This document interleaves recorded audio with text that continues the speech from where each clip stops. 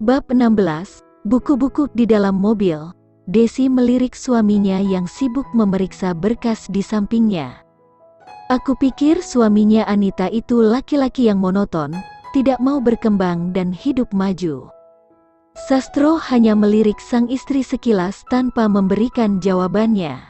Hanya laki-laki bodoh yang menolak tawaran untuk jadi seorang direktur dengan cuma-cuma. Desi terus melampiaskan kekesalannya pada sang suami. Sudah, biarkan saja. Yang terpenting Anita hidup bahagia dengannya. Tapi kan hidup tak hanya butuh cinta saja, tapi butuh modal juga. Sastro terdiam, tetap fokus ada berkas-berkas di tangannya. Apa dia tak malu mengajak Anita hidup sengsara dengannya, tinggal di apartemen kecil dan jelek itu? Jangan berlebihan, menurutku apartemen itu tak terlalu buruk. Aku berlebihan katamu? Desi melihat suaminya tak percaya. Sudah, tidak usah dibahas lagi. Sebagai orang tua kita sudah mencoba membantu mereka. Kalau mereka menolak ya kita bisa apa? Desi terdiam beberapa saat. Lalu siapa yang akan mengisi posisi direktur itu? Ya paling aku akan menyerahkannya pada Hendrik. Desi kaget. Hendrik, bukannya dia sudah kamu kasih jabatan direktur juga di perusahaan lain? Ya lalu kasih ke siapa lagi? Cuma ada Hendrik dan Anton. Anton tidak mungkin mau memegang satu perusahaan lagi, pekerjaan dia sudah sangat banyak. Desi langsung tertegun, suaminya benar. Anton putra kandungnya, kakak Anita sudah mengurus banyak bisnis, tidak mungkin harus memegang satu perusahaan lagi. Namun dia tak rela jika perusahaan itu jatuh ke tangan Hendrik anak tirinya, karena menurutnya dia juga sudah mendapatkan paling banyak perusahaan dari suaminya.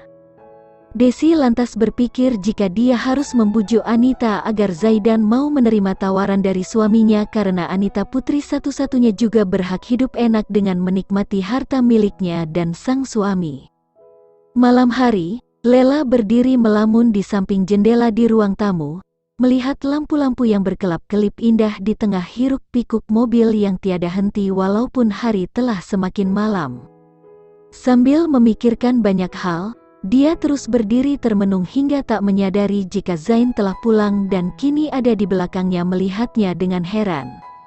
"Assalamualaikum," ucap Zain mencoba menyadarkan Lela yang masih asyik dengan lamunannya. "Waalaikumsalam," Lela yang tersentak kaget menjawab salam suaminya. "Maaf, aku tak mendengar kamu pulang." "Tidak apa-apa," Zain tersenyum walaupun sangat terlihat dari wajahnya yang nampak letih. Lela dengan ragu menghampirinya. "Apa sudah makan? Kalau belum aku akan menyiapkan makanan." "Belum, pekerjaanku tadi banyak sekali, aku tidak sempat untuk makan." "Kalau begitu aku akan menyiapkan makanan dulu," ucap Lela sambil berjalan menuju dapur. "Terima kasih, aku akan mandi dulu dan ganti baju." Beberapa saat kemudian, "Apa kamu sudah makan?" tanya Zain sambil duduk di kursi makan. Lela mengangguk, "Sudah," jawabnya sambil membereskan dapur. Zain lalu membubuhkan nasi ke piringnya dan mulai makan. Setelah beberapa saat Lela menghampiri suaminya dengan ragu. "Boleh aku masuk ke kamarmu?" tanya Lela tiba-tiba. Zain kaget hingga membuatnya tersedak makanan. Dia langsung mengambil gelas untuk minum sambil menepuk-nepuk dadanya pelan. "Maaf," Lela menyadari kesalahannya. "Tidak apa-apa," Zain masih terbatuk-batuk. "Aku hanya ingin merapikan kamarmu. Hanya itu," ucap Lela mencoba menjelaskan maksudnya. Zain berusaha menghentikan batuknya sambil melirik sang istri karena merasa malu. Dia tahu jika istrinya tahu jika dia telah salah paham. "Tentu saja boleh. Sekarang, silahkan," jawab Zain refleks. Lela langsung membalikkan badannya, mengambil vakum cleaner dan beberapa lap lalu berjalan memasuki kamar sang suami.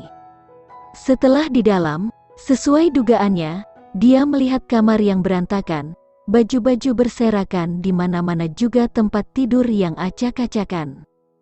Lela segera membereskan semuanya satu persatu, dimulai dari mengumpulkan baju-baju yang menurutnya kotor untuk dicucinya, tak lupa dia juga mengganti spray dan sarung bantalnya. Setelah itu dia membersihkan lantai menggunakan vacuum cleaner yang dibawanya tadi sambil sesekali diselingi dengan mengelap rak meja dan rak buku dengan lap basah yang juga dia bawa tadi.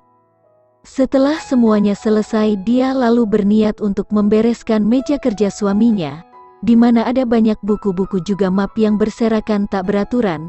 Dia mulai merapikan semua buku itu. Namun kemudian dia tertegun setelah membaca judul dari buku yang dipegangnya.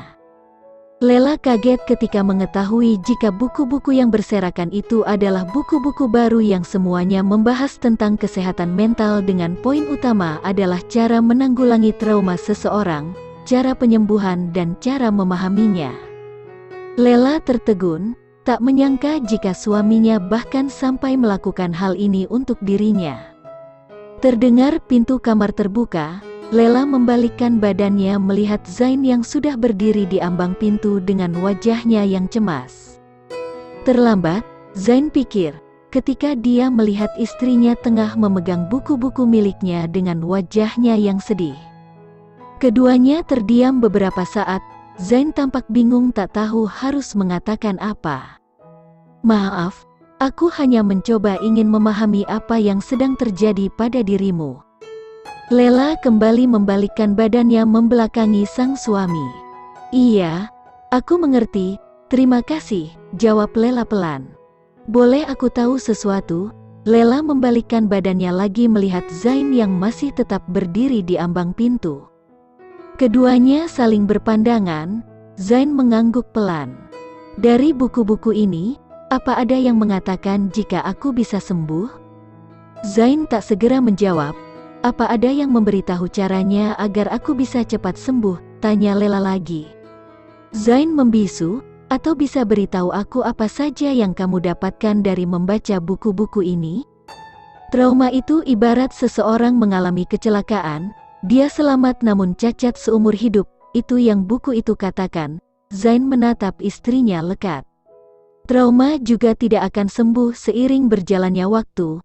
Waktu tidak menyembuhkan apapun, dia hanya memberi cukup ruang untuk beradaptasi pada luka, ucap Zain lagi. Lela menunduk sambil menitikkan air matanya. Dia sedih, mengetahui jika dirinya tak akan bisa sembuh. "Tapi itu semua hanya teori manusia. Aku tidak mempercayai karena ada teori Allah SWT jika kita yakin kepadanya." Zain berjalan perlahan mendekati istrinya. Lela mengangkat kepalanya, melihat suaminya. "Untukmu wahai istriku, jika merasa hidupmu selalu tak berdaya dan menderita, percayalah bahwa Allah takkan selamanya membuatmu sengsara dan terluka, karena Dia tak sedang bercanda saat menciptakanmu."